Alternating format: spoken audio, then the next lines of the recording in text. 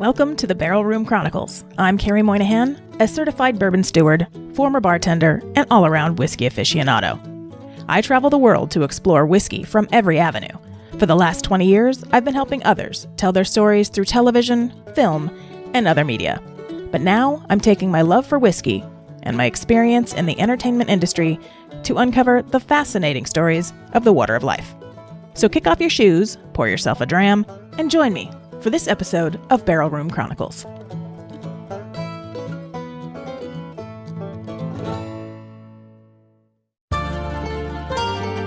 Fine wine has long been a cornerstone of wealth generation and preservation. The problem? Historically, it's been reserved for the ultra-wealthy. VinoVest is changing that. Wine has one-third the volatility of the stock market and has outperformed the global equities market over the past 30 years, with 10.6% annualized returns, proving that the returns can be just as robust as your favorite red. It is so easy to get started in diversifying your investment portfolio. VinoVest makes it easy to acquire new investments.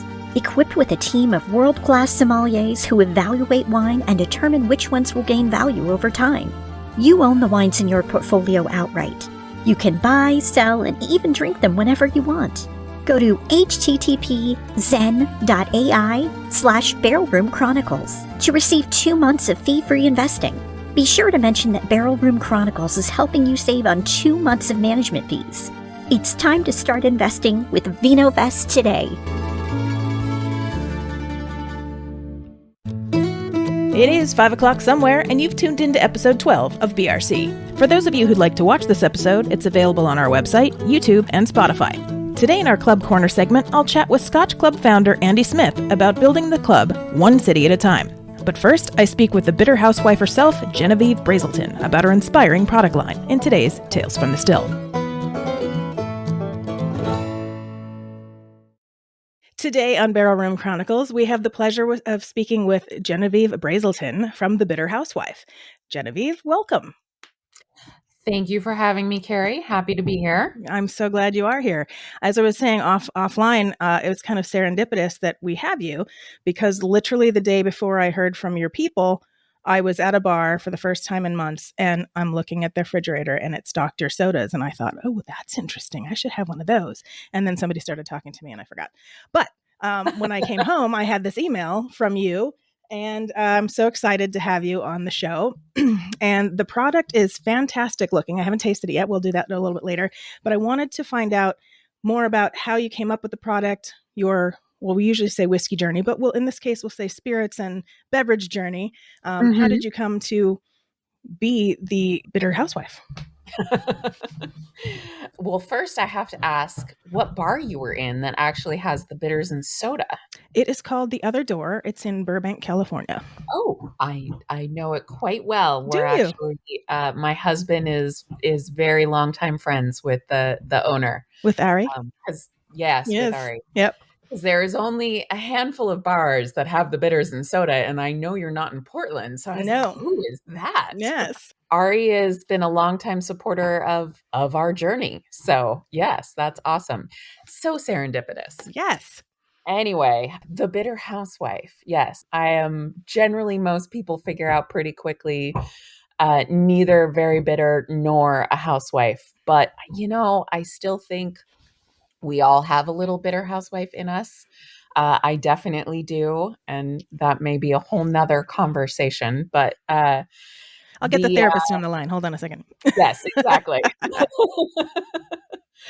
But my whiskey, spirits, bitter journey started, who knows when, but I have a long history in restaurants, grew up in and around them with parents that worked in various restaurant kitchens and family run restaurants. And then of course I decided I wanted to be an editor, and went to school to get my master's in writing and undergrad in creative writing. So I've been waiting tables and bartending, quite a bit, because you have to pay the bills somehow. Exactly.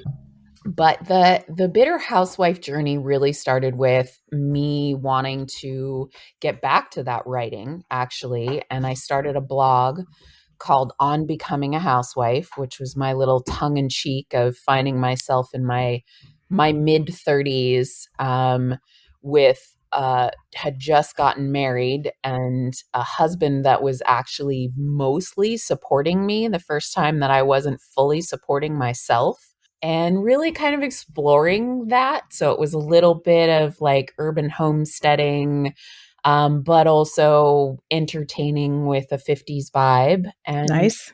I made cocktail bitters as something to write about on the blog with no intentions beyond that whatsoever. But it turned out they were really good. And I was like, okay, I now Angostura.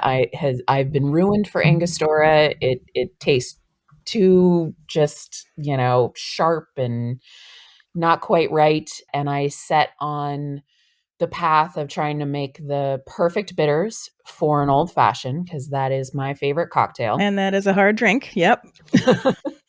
And that is what is now the aromatic bitters that I know that you have, the old fashioned aromatic bitters.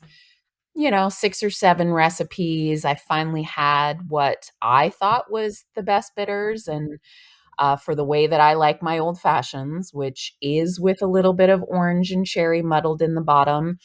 Not quite a full Wisconsin fruit salad, but a little bit of fruit. And but I like a spicy rye, and I really wanted to play that up with the spice in the bitters, but I didn't want a lot of fruit in the bitters because I do like a little in the glass. So it's got some dried cherry, but it's also got fresh ginger and cinnamon and nutmeg and allspice, all that good stuff. But I had made these bitters, and my husband and I were having old fashions, both at a point in our lives where we're like, okay, we're not particularly happy with our jobs. What do we want to do? Kind of daydreaming about possible new things. And he said, do you think we could make a business out of selling bitters? Because these are really good. And I was like, I have no idea, but we should call it the Bitter Housewife. And that was it. My fate was sealed. So he did a quick Google check, and somehow it was not taken as a business name in San Francisco at the time. That's where we were.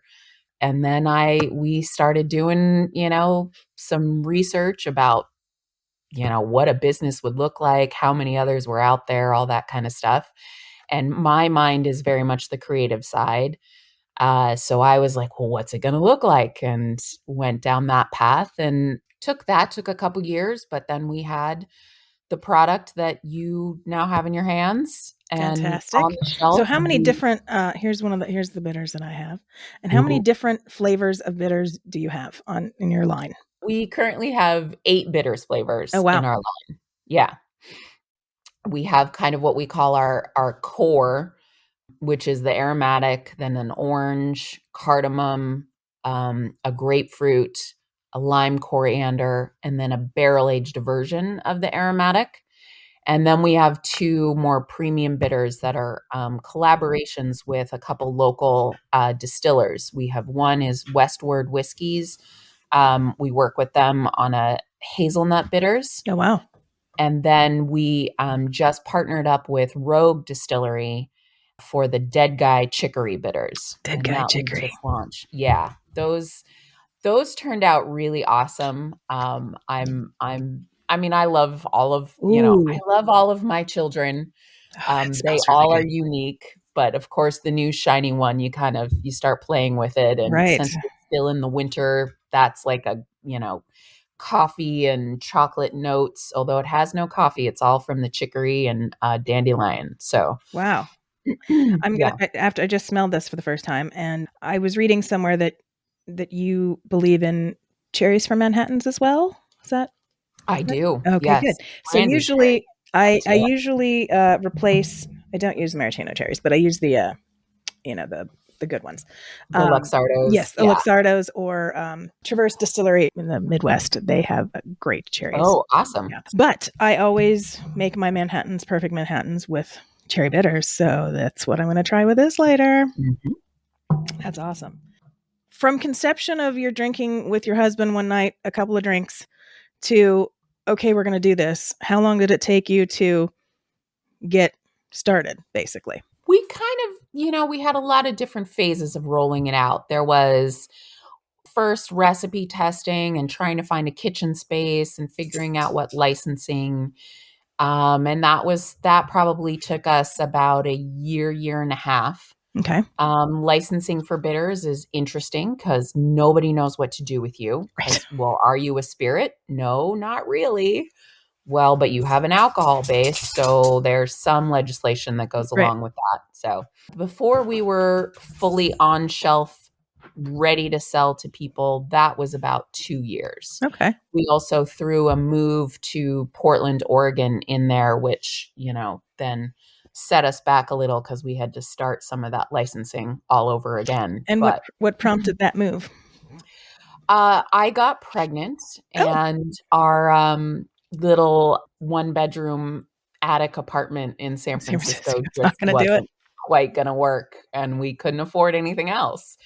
And my husband has family up here in Portland, and my family's all up in Seattle, so it felt like a good place to be. And it ended up being an awesome place to be. The small business community, especially the food Mm-hmm. business community here, is amazing. So supportive, and we couldn't have done it without the local brewers and distillers and various other folks, So, yeah. So how long have you been in Portland now? Now we've been here, I guess going on 8 years because Okay. my boy is now 7. And Wow. yeah, They he grow up was so quick. actually, yeah, he was born 3 months before we delivered our first wholesale order to New Seasons Market here in Oh, Portland. So nice.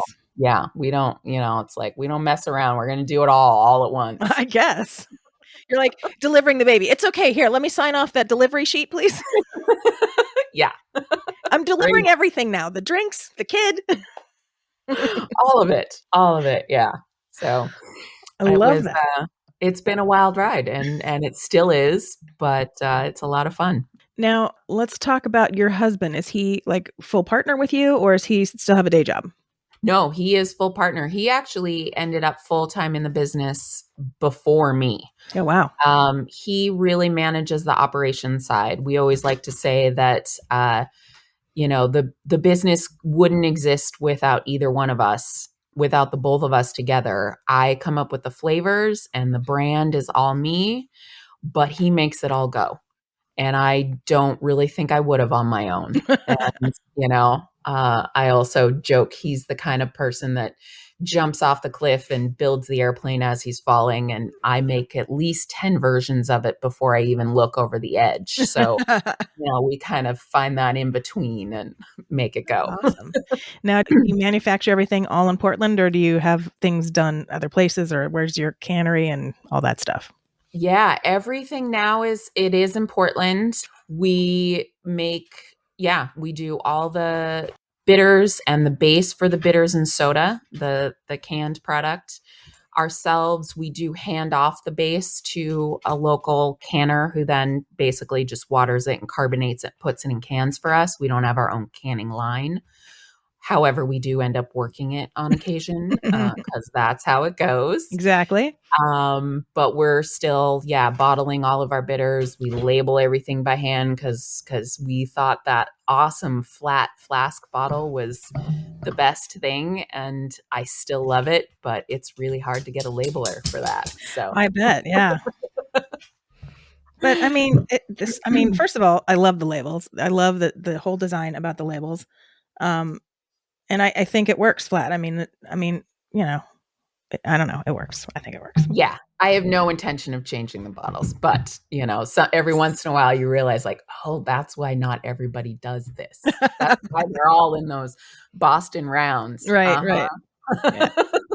What are your plans for the future? And do you plan on, do you make any like Christmas time special bitters, or are you planning to keep making other flavors, or are you just going to go with this? And then also, how do you promote your canned stuff? So I was on the website and I saw a whole bunch of recipes, which in a minute here, we're going to try one of them because I have one of the wrong ingredients, but we'll see if we can make it work.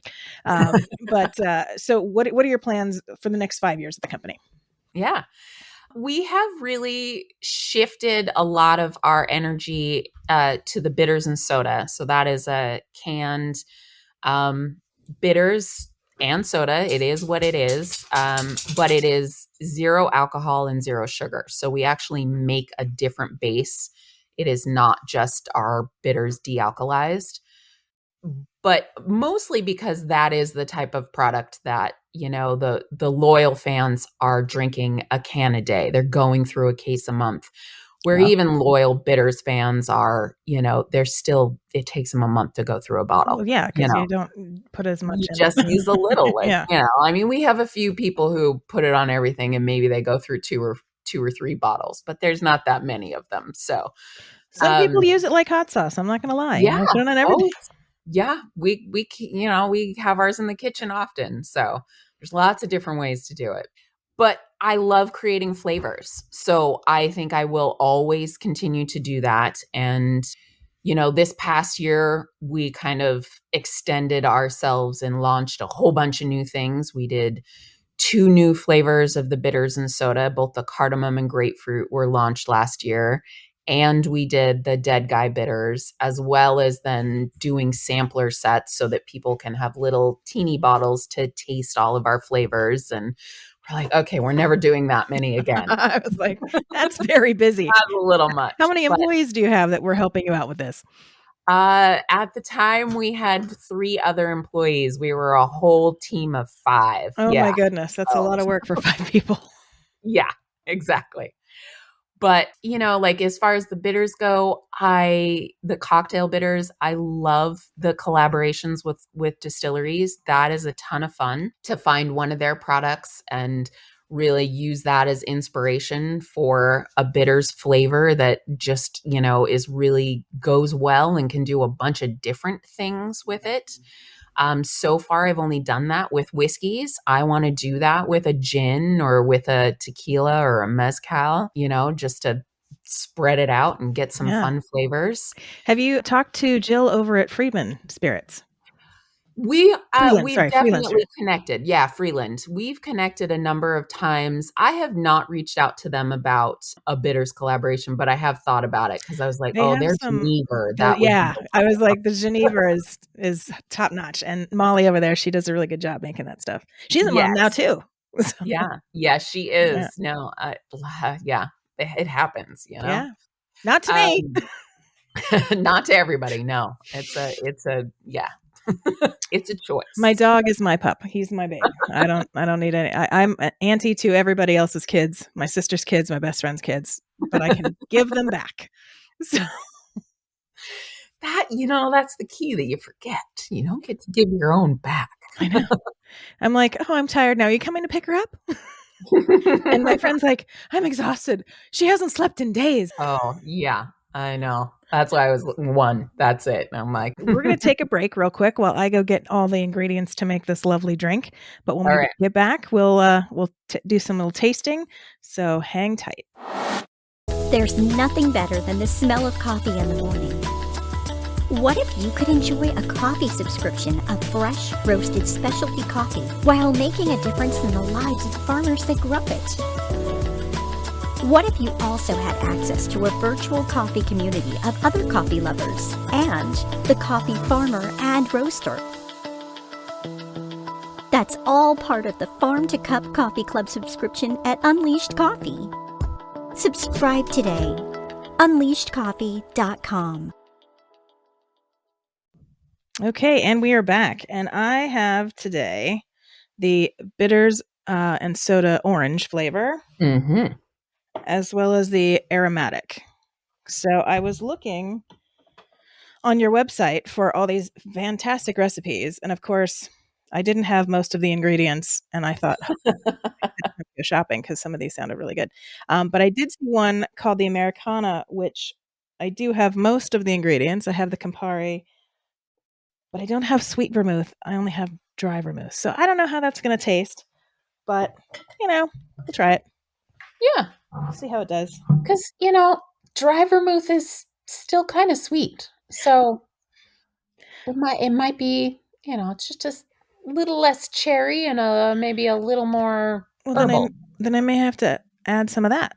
Yeah, true. We'll just do a little. Okay, so I need 1.5 ounces of the Campari. Let's get this guy. Oh, that's a beautiful color. This is going to be a pretty drink. Campari makes everything pretty. Yep. All right. Then I need 1.5 of the vermouth. Okay, 4, 6. Well, I'm going to use this. Yeah, so the bitters and Big soda is a guy. little different than the bitters. So you might want to just start with like an ounce or so and see how that tastes. Okay.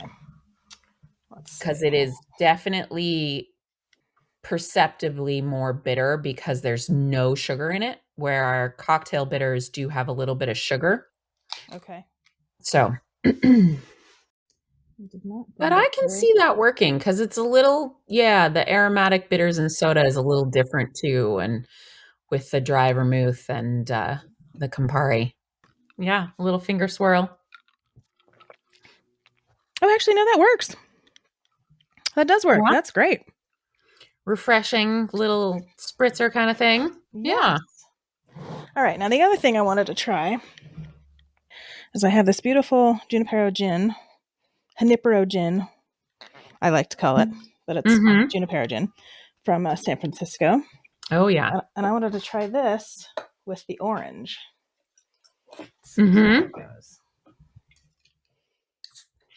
And that too may be because there's, it's funny. That's the thing about the bitters and soda that we keep kind of telling people is lots of folks are used to bitter, but not with absolutely no sweetness. So sometimes it does taste like it's missing something. But I could see that where you just want like a little touch of, agave syrup or a little simple or something just to round out the edges. And I think too, as we were talking offline, I think that it would depend on which gin you're using also. Like if you have one that's a lot of different flavors, basis versus like a dry gin. Yeah. Yeah, definitely. Actually, I just put a dash of the cherry bitters in that, and that was just enough to get that sweetness. A little touch. Yeah. Well, that is fantastic. And I'm going to drink the rest of these cans straight out of the can because they're great flavors. Oh my gosh. Thank you. Yeah. Well, these are so fun. So, what's your market right now? Like how many states are you in? How many cities are you in, or countries, dare I say? Yeah, actually, even a few countries. The bitters and soda is a little bit newer product. We just launched that at the end of 2019. So you can find us scattered across the US in select little specialty stores, but we're primarily in Oregon and Washington with that. Okay. The bitters, on the other hand, we've been doing for 7 years, and we do sell. We're not distributed outside of the Northwest in any mass chains, but we sell to a lot of small specialty food and small grocery chains across the country. So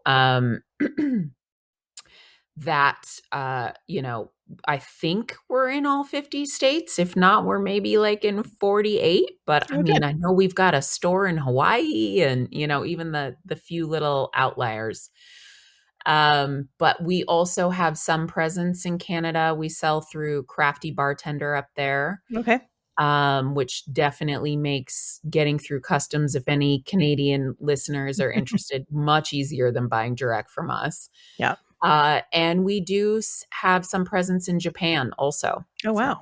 Well, this has been very exciting. Thank you so much, Genevieve, for coming on and talking with me and giving us all this information about your cans and your bitters. And I can't wait to see what other flavors come out. And I have seen these in the store for sure. So I'm very excited. To me, my favorite drink last year during the summer was orange bitters and soda and about 4 to 6 ounces and then like 2 ounces of sweet vermouth on ice. Just nice, easy, spritzer, and it's nice and bitter, touch of sweet, but not too much. And yet you can have a couple of them and not really feel it because it's just vermouth. Awesome. Okay, well, thank you so much. Club Corner is up next. Stay with us.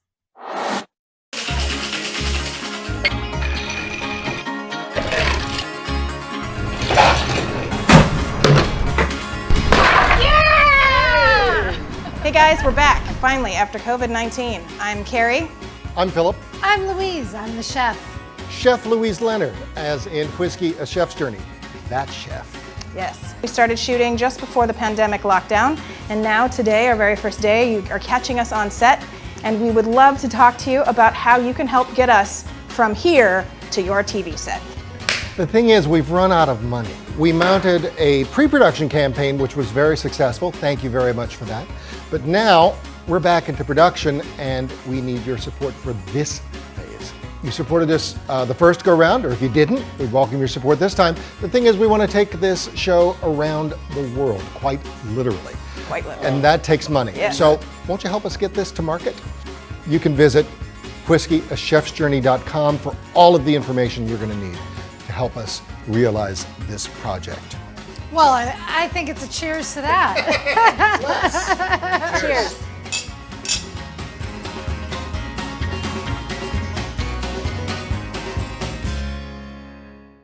Today on the show, I have Andy Smith, the founder of the Scotch Club. I know Andy from his founding days of the LA Scotch Club, which I believe is the first branch. But Andy, welcome to the show, and please do tell us about your whiskey journey and the Scotch Club journey. Okay, Scotch Club. So let's rewind back to about 2003. I had just moved to Pasadena. My neighbor had just moved to Pasadena. None of us had any friends in Los Angeles. Neither of us were particularly good at getting new friends.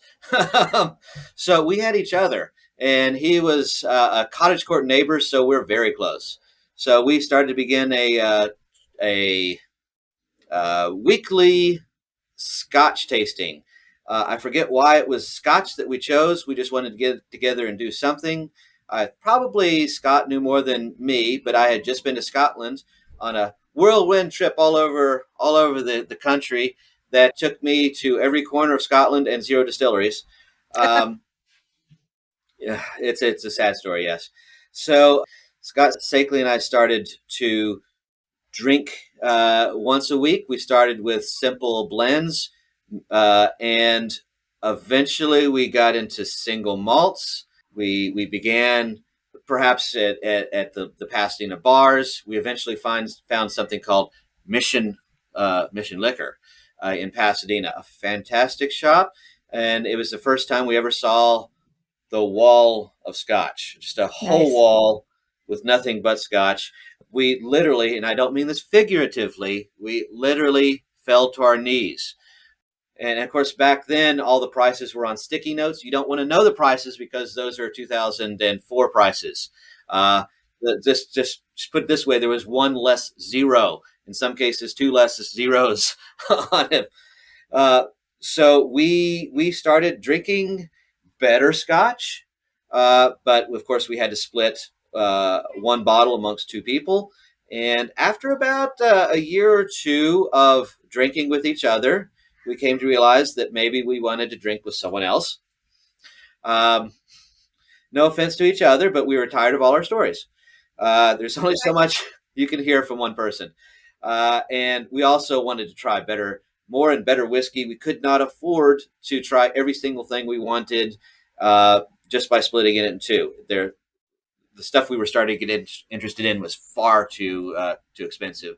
So we decided to start a club.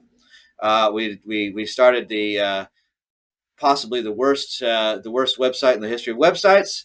Our first iteration, we're on 4 now, of the Los Angeles Single Malt Scotch Whiskey Club. I think that was our total full name. It took us many months to get a mailing list. Mind you, this is before Facebook.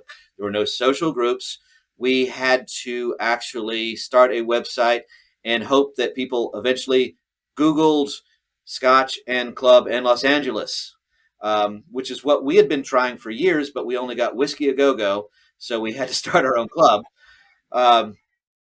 So eventually we did get enough people and we had a grand beginning in downtown Los Angeles. I believe Casey's was our first host. We had 5 people. Yes, 5 people, including me and Scott. So we gained 3 more. Um, but word got around, and soon LA Scotch Club, as our friend, the uh, dear past friend Sam Haber said, you don't have to say single malt whiskey club. There's not going to be a Los Angeles blend club to Right. compete against you. Just call it LA Scotch Club. And ever since then, we've been LA Scotch Club. That went on for years. We got bigger and bigger. Of course, now the biggest Scotch club, probably any whiskey club really in the country. And I take that number by real members that really show up to things and aren't just Facebook people. Um, we have started new branches. Atlanta, one of our members, Jack Smith, went to Atlanta, opened the Metro Atlanta Scotch Club. We had a gentleman open the Orange County Scotch Club, and eventually he ceded that over to us to run. It's difficult to run a club. And then, of course, I moved to San Diego Scotch Club, to move to San Diego. And my wife cheerfully thought that's the end of LA Scotch Club. Wrong. It was No. just the beginning of San Diego Scotch Club and the continuation of LA Scotch Club. And of course, we are. And I'm just going to have to go down the board tonight. The West Coast, we have a Seattle club, a San Francisco club, Los Angeles Scotch Club, Orange County Scotch Club, San Diego Scotch Club. We've started Denver. One of the gentlemen, Steve Grantowitz, who was at our very first Scotch tasting in Los Angeles, moved to Denver, and now he runs the Denver Scotch Club. So we have a burgeoning St. Louis Scotch Club, and believe it or not, tonight, as we speak, maybe not as you've watched this video, but as we speak, is the very first tasting of the Austin Scotch Club, Austin, Texas. Nice. So I hope I hope I haven't missed any clubs, but sorry if I did. That's a lot. So how long was it just the LA Scotch Club before it started getting more branches? I would say Jack moved probably about 4 or 5 years after he joined. So let's say 5 years. That's when the Orange County, and actually Orange County was first, now I think about it, because Jack was helping with that. So maybe 4 years after LA Scotch Club, Orange County started. And then the next year, Jack started the Metro Atlanta Scotch Club in Atlanta. And then I moved to San Diego in 2016 to start the. God, has it been that long? Actually, I had a job. I had a real job that brought me down to San Diego. But I started the San Diego Scotch Club in 2016. And from there, it's just sort of blossomed. Blossom, yeah. I can't believe you've been gone since 2016. That seems like just yesterday you moved out. Yeah. And now I'm leaving again. Just for the record, if anyone's watching this in Washington, D.C., I'm moving to Northern Virginia this summer. And I'm assuming you're going to open a new club in that part of the country, get things going. Don't tell my wife. I think if she doesn't know that's happening already, then we may need to call the doctor. I know. That's awesome. Well, I think I joined the LA Scotch Club. What year was that? What year was the year we did it at had the Pete and Meetin at UCLA? UCLA. So we did it 4 times in UCLA. Okay, the last time. So the last one, which was probably the biggest, we had 270 attendees. Yeah, that was pretty big. That would have been 2013. Okay, so that's when I joined the Scotch Club. Hey. 2013. Yeah, that seems right. So I remember I had been into whiskey for a few years at this point, and I was at a barbecue with some people, and one of the girls there said, "Oh, you like whiskey, don't you?" I said, "Yeah, I do." She goes, "Oh, you should go down to 7 Grand. They have like a whiskey tasting thing." And I was like, "Wait, what? What is this 7 Grand?" So she told me about the bar, and I went down that New Year's just to check it out. And then I saw the Jackalope Room and found out about the Whiskey Society. So then I signed up and I got myself, into the club. And my first tasting there, I ran into Bino and Sam, and they were both members of the LA Scotch Club. And they said, "Oh, you should join the LA Scotch Club." I said, "Wait, there's an LA Scotch Club?" I said, "Of course there is." I said, "Oh, I got to try this." So then I immediately joined that group. And then from that group, I found out about another group. And from that group, I found out about another group. So it just as your expansions have started snowballing, me finding out about more and more clubs also had snowballed. But this one has always been my favorite. So I'm very glad that I've been a member. Thank you. And, sorry to all the others. Yeah. We will definitely miss you here on the West Coast when you head off to DC. So I do hope you plan to come at least once or twice a year for big events like Burns Night or something. Hopefully I'll be visiting more often. My new job has a lot of time off. So that's good. I'm thinking maybe 5 or 6 times a year I might hit the coast. Oh, that'd be great. Coast. That'd be great. Okay, so other than the expansion in the DC area, do you see any other cities coming, like maybe New York, New Jersey, Boston, anything up in that region to start? Well, I have already designed a New York logo, and we do already have a Facebook page. We just need to have people populate it. There you go. Turns out New York's a smaller town than I thought, and we just can't get people to join. Interesting. But maybe if some people hear this, you'll realize we're going to start a New York Scotch Club pretty soon. I'll be close enough to actually do it. I hear I can take a train up. Trains are fun. So I heard it's a drinking town. I'm guessing. I drank when I went. Yeah. There's a few people there. I figure we could probably get at least 20 people. How many people does New York have now? Millions. I don't know. All right. Well, it was. Well, I think we can probably get 10 or 20.